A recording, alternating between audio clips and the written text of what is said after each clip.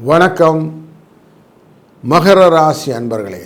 உங்கள் ராசியின் அஷ்டமம் என்கிற சிம்ம ராசியிலே உத்திர நட்சத்திரத்திலிருந்து நமக்கு சந்திர பகவானின் பிரயாணம் துவங்குகிறது.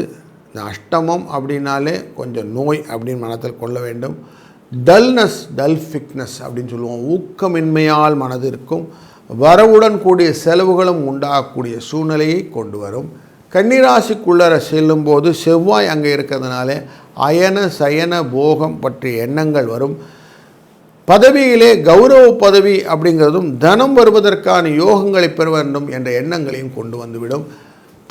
தந்தை மூலியமாக சொத்துக்கள் பரிவர்த்தனைகள் உங்களுக்கு வந்து சேரும். பூர்வீக சொத்துக்களிலே லாபம் உண்டாகக்கூடிய சூழ்நிலையும் காட்டுகிறது.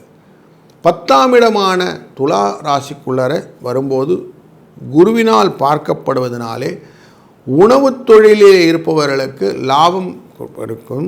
பத்திரிகை ஆசிரியர்களுக்கு லாபமும் மீடியா ரிலேட்டடாக இருக்கிறவங்களுக்கெல்லாம் ஒரு ஜஸ்ட்டு பெனிஃபிட்டும் சம்பள உயர்வும் கிடைப்பதற்கான வாய்ப்புகளும் உண்டாகும். லாபஸ்தானம் என்கிற ஸ்தானத்துக்குள்ளே வரும்போது விருச்சிக ராசியிலே அவர்களுக்கு பிரபலங்கள் மூலியமாக பிரபல்யமாகக்கூடிய ஒரு சூழ்நிலையும் வெளியூர் வரவுகளும் உண்டாகும். வர்த்தக தொடர்புகள் உங்களுக்கு பொருள் வரவை சென்று சேரும். இப்படி ஒரு நல்ல ஒரு நிகழ்வுகளை இந்த வாரத்திலே சந்திரனால் பெற்றுக்கொள்ள முடியும் அப்படிங்கிறதும் தெரிகிறது.